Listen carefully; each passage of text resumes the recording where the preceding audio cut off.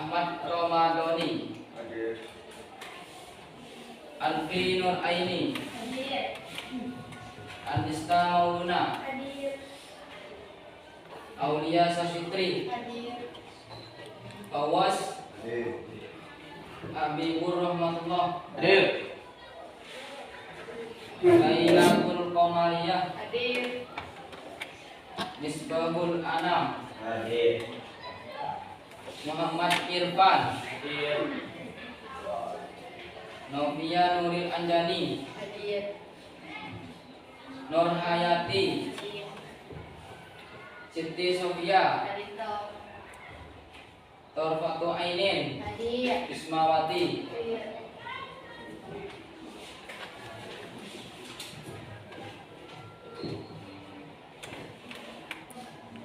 Baik, sebelum pelajaran pagi ini dimulai, dipersilahkan berdiri sebentar. Kita lakukan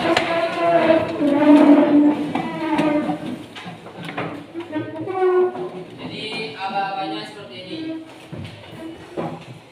Kalau saya bilang tepuk semangat, maka kalian semangat ini ya.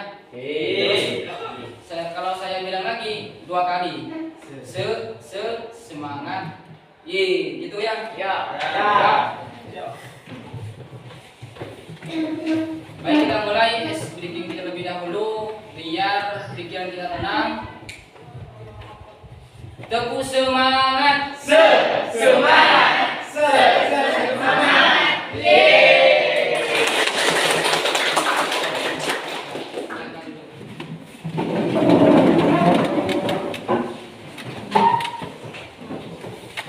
Selanjutnya silakan ketua kelas untuk membimbing doa.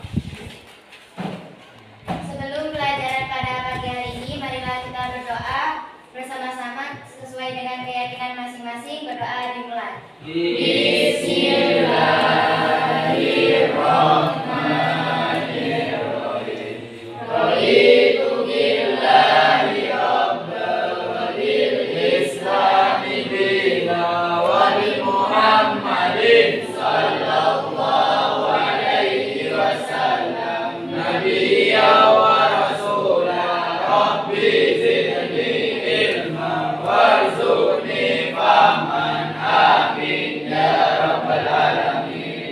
Doa selesai.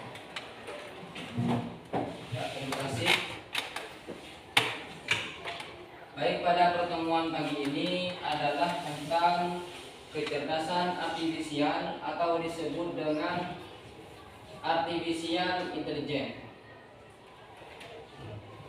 Apakah kalian pernah mendengar istilah kecerdasan artifisial? Pernah? Nah,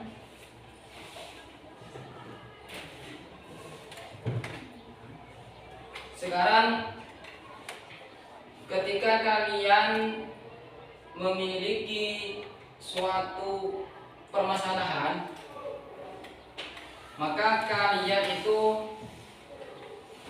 antara kalian, pemikiran kalian dan pemikiran yang dimiliki oleh komputer, apakah pemikirannya sama? tidak. Terus yang kedua, apakah perbedaan pola pikir manusia dan kecerdasan artifisial tersebut atau AI? Ada yang bisa menjawab? Perbedaan antara manusia yang berpikir dengan AI yang berpikir. Jadi otak manusia dan otak AI, perbedaannya itu apa? Ada yang bisa menjawab?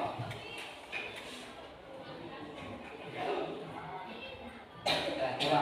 Kalau manusia itu kan Pak memiliki rasa emosional, sedangkan kalau AI itu tidak memiliki empati. Yang penting bagaimana manusia itu nyaman dengan jawabannya. Terima kasih. Tepuk tangan untuk Viva. Terus yang ketiga, apa dampak positif dan negatif AI bagi kehidupan sehari-hari? Coba kalian perhatikan dampak positif teknologi AI itu apa saja. Mungkin ada yang tahu dampak positifnya bagi kehidupan sehari-hari atau pada saat kalian itu ingin mengerjakan tugas.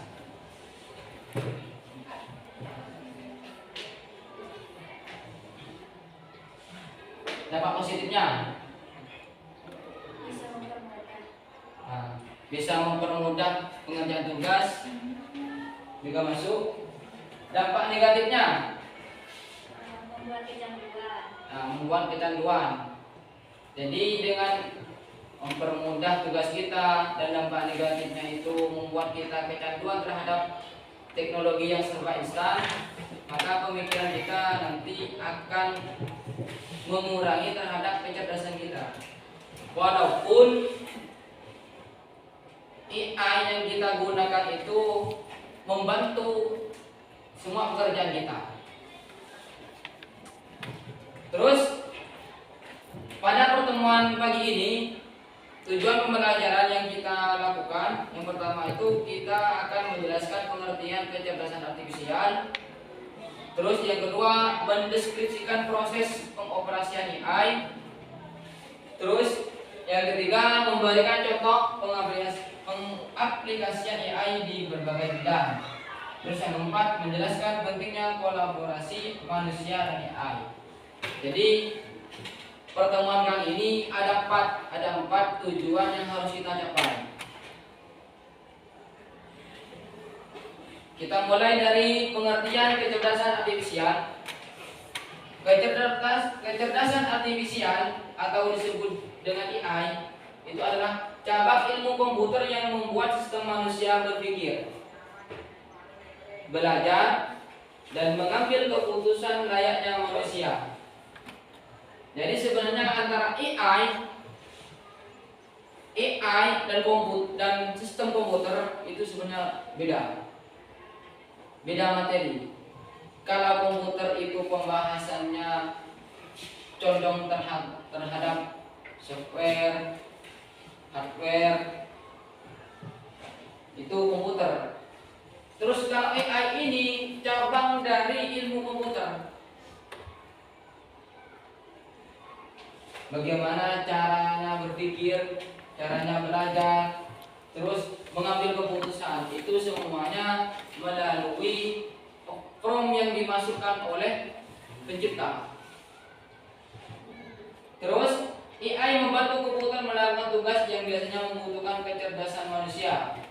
Ini sebenarnya alat bantu sehingga kita itu kalau ada tugas, kalau ada pekerjaan semuanya bisa dibantu oleh AI.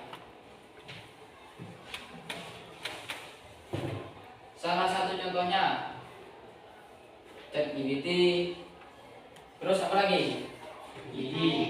Gemini. Terus Meta AI, Cici, itu semuanya masuk ke alat bantu kecerdasan manusia. Karena semua yang dibutuhkan kita semuanya ada.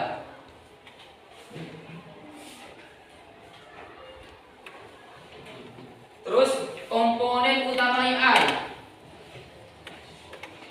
seperti layaknya komputer itu ada hardware, ada software, ada hard disk, dan semuanya ada komponennya.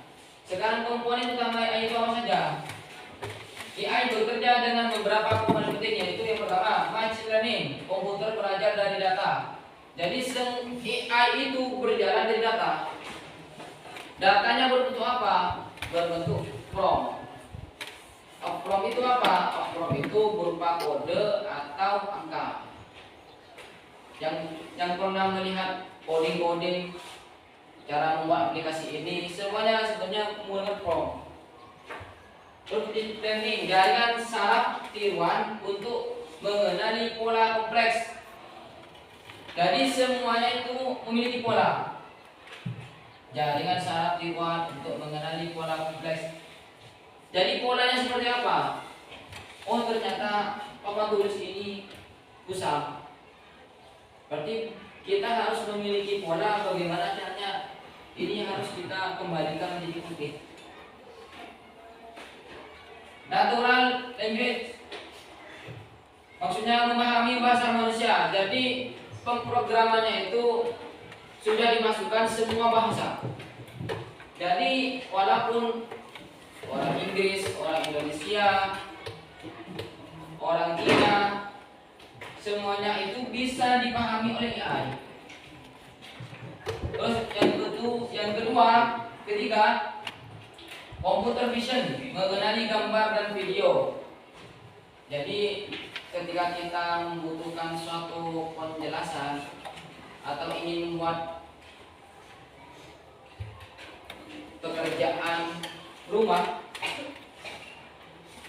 kita bisa mengupload gambar atau video melalui salah satu alat AI. Contoh, kita memiliki gambar berita seumpamanya, terus kita download gambarnya, kita upload di AI, terus kita masukkan prompt. Ini namanya polanya. Kita ada tugas bahasa Indonesia seumpamanya, kita masukkan polanya, promptnya pahami gambar tersebut. Jadi oleh AI itu dipahami, buatkan saya makalah atau buatkan saya berita yang terjadi di dalam foto tersebut, maka semuanya langsung di enter, semuanya akan muncul. Jadi kalian tidak usah berlama-lama berpikir untuk membuat cerita. Kalau seumpamanya dalam bentuk video, masukkan videonya, kasih pemahaman, terus masukkan promptnya. Promptnya itu harus jelas. Apakah mau dibuat makalah, apakah mau dibuat skripsi dan lain sebagainya. Maka prompt yang kita masukkan itu menentukan hasilnya. Jadi meskipun AI itu cerdas, hasilnya itu sebenarnya tergantung dari pikiran kita. Belum tentu si A memberikan penjelasan terhadap AI, buatkan saya makalah tentang coding semua, cukup langsung dienter, muncul langsung. Sedangkan si B, buatkan saya makalah tentang coding dan buatkan saya daftar pustaka, daftar hadir, bab 1, bab 2, bab 3, kan beda ini semua, opungnya beda, maka hasilnya tidak sama. Jadi AI itu membaca sesuai opung yang masuk. Sama dengan ini, Pakmi, Rocky dan lainnya ini tidak sama. Walaupun sesama manusia, sama-sama memiliki alat pikir, jadi tidak sama. AI pun juga sama. Sesuai siapa yang menggerakkan.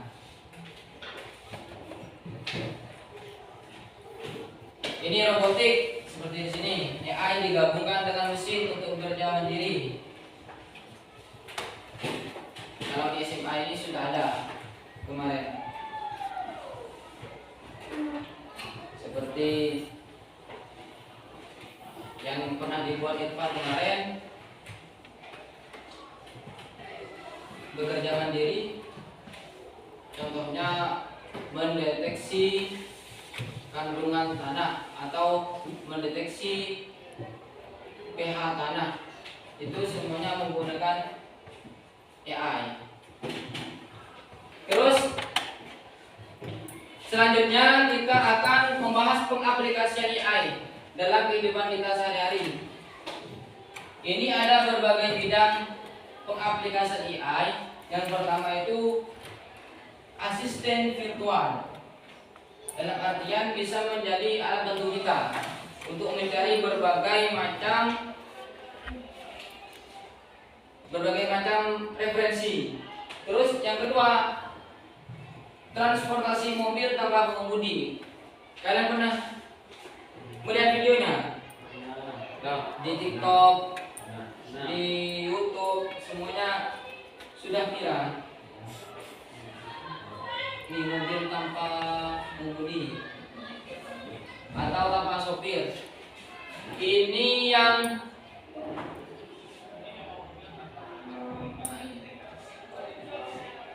ada di luar negeri, mobil tanpa sopir. Ini semuanya menggunakan teknologi AI.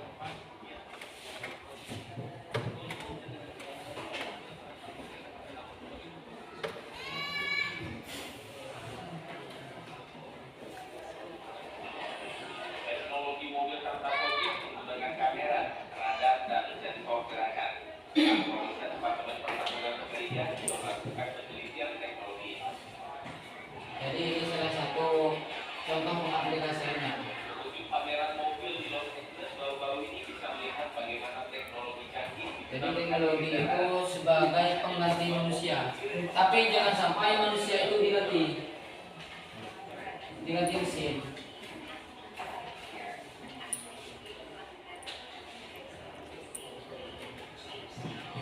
Teknologi lain adalah peringatan terhadap benturan di depan dan di belakang mobil. Nantinya mobil tanpa sopir akan jauh lebih canggih dan lebih aman.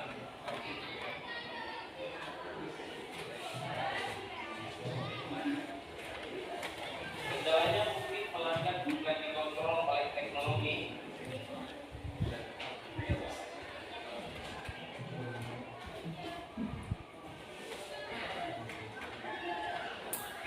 Jadi menurut kalian setelah melihat ini, apa yang ada di benak kalian? Setelah melihat video tadi,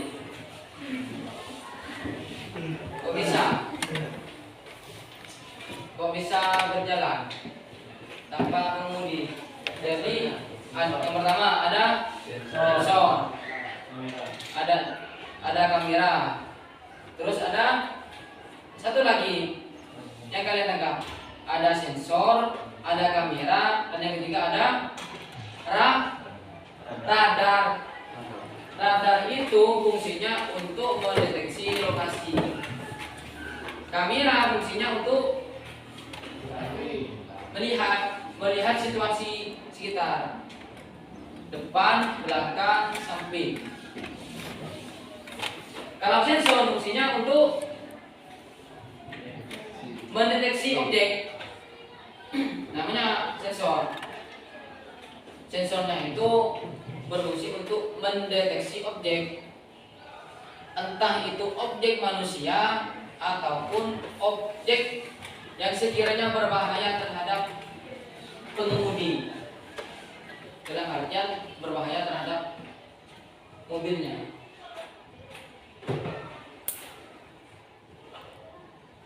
Ini kolaborasi manusia dan AI memastikan kerja lebih optimal. Jadi kolaborasi, bekerja sama AI antara manusia dan AI itu bisa membantu dalam menganalisis data. AI menganalisis datanya, terus manusia mengambil keputusan strategis.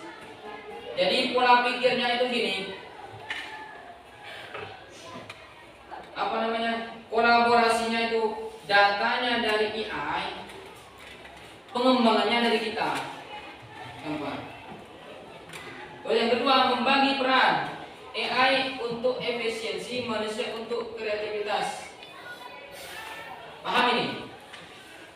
Kolaborasinya. Maksudnya bagaimana?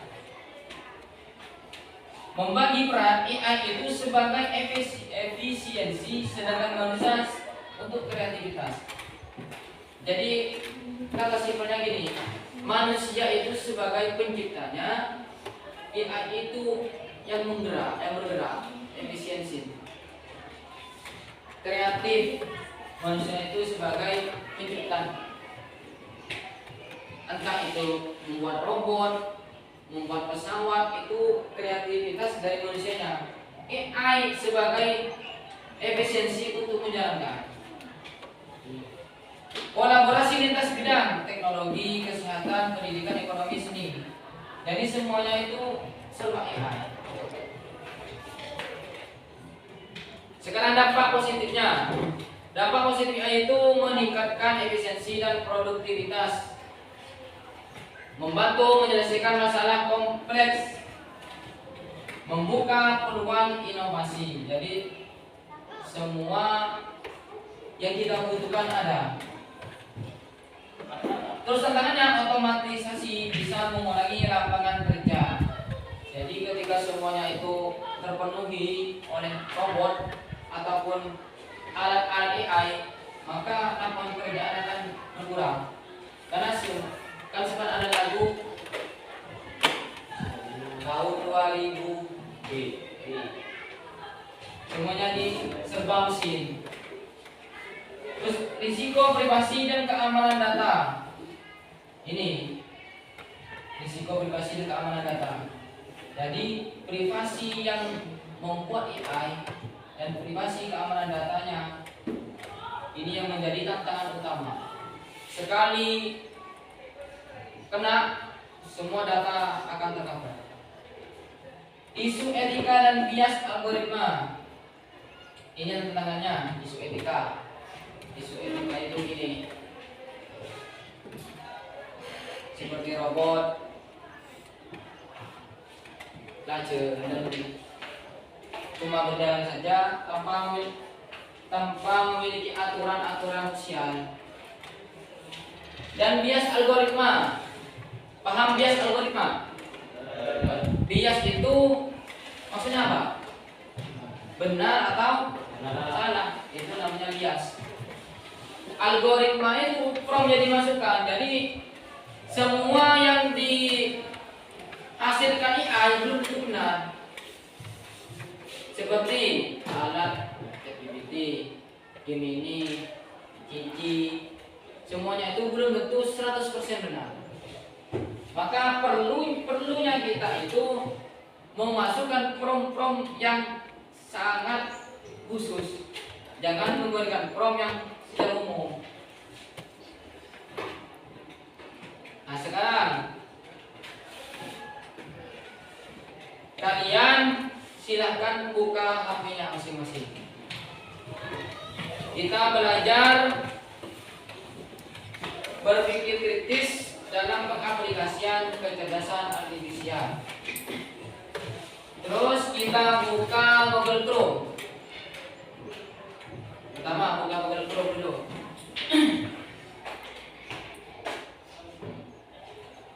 Terus langkah yang kedua, cari blog Liggen. Itu ada di depan ada blog Liggen.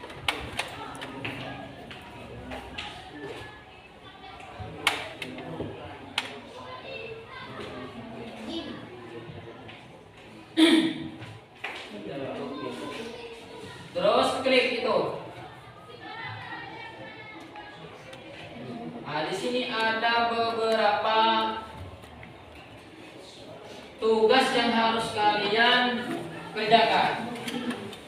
Yang pertama kita mulai dari teka-teki terlebih dahulu. Silakan kalian klik.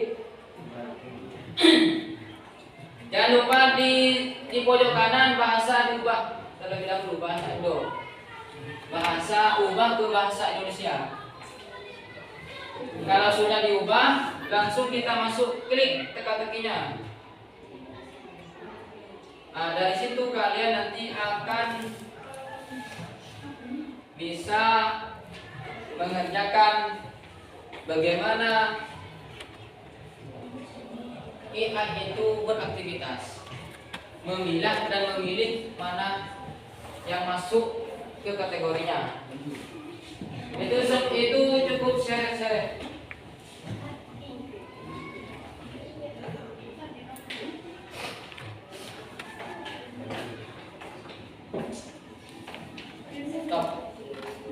Yang sudah selesai di tahap pertama, periksa jawabannya, terus lanjut ke berikutnya.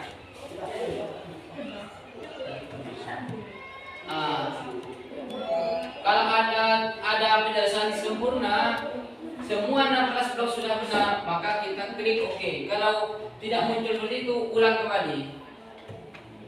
OK. Oke, Mas, terus kita masuk ke labirin. Ini yang agak seru, yang labirin. Ini melatih kita bagaimana cara masukkan prompt, cara membuat prompt.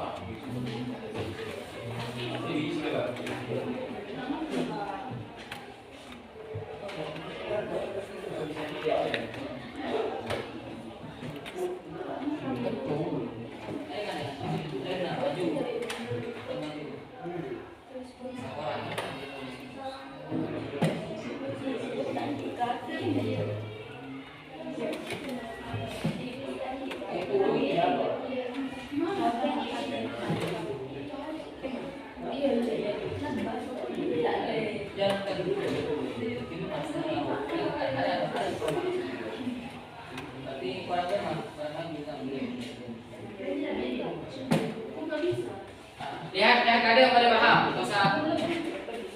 Yang ini kan gambar.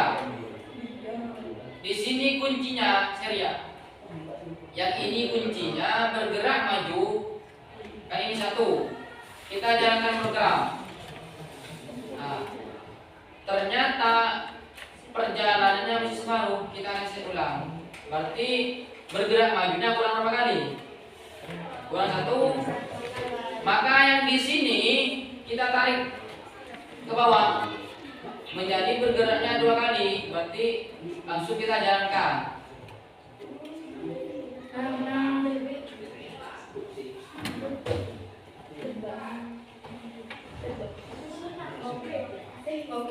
Oke. Maka lanjut ke level 2. Kata kuncinya ada di sini ya. Ada di 3 ini, bergerak maju, belok kiri, belok kanan. Bergerak maju. Berarti ini bergerak maju, setelah bergerak maju belok kiri. Lalu tahu di sini. Belok kiri, setelah belok kiri maju. Setelah maju belok kanan. Setelah belok kanan maju. Baik, kita jalankan. Ini namanya prompt. Cara membuat program. Irfan pun pada saat membuat program coba-coba semuanya. Beri langsung plek-plek. Kita mau disuruh prompt.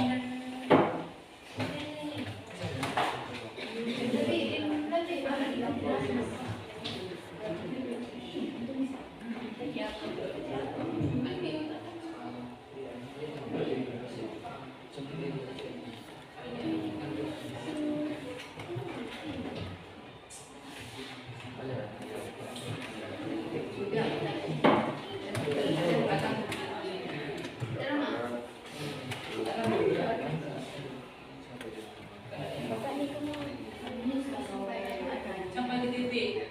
Itu tujuannya ke titik. Ke titik lokasi itu.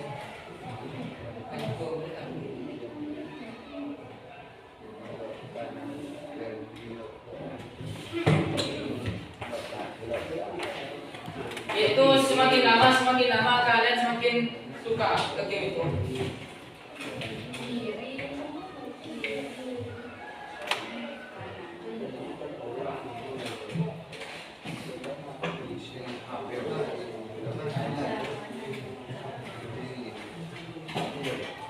Pelanannya atau lanjutnya? Aja deh turnya.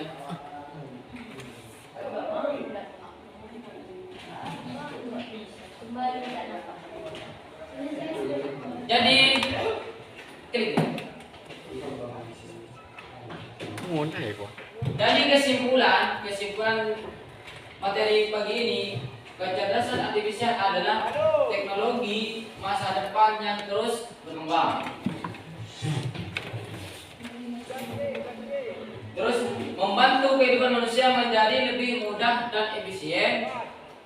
Perlu digunakan secara etis dan bertanggung jawab. Jadi ketiga-tiganya ini sama-sama memiliki kelebihan dan memiliki kekurangan. Jadi pertemuan pagi ini. Semoga mendapatkan ilmu yang bisa kalian terapkan. Akhiran, wassalamualaikum warahmatullahi wabarakatuh. Waalaikumsalam warahmatullahi wabarakatuh.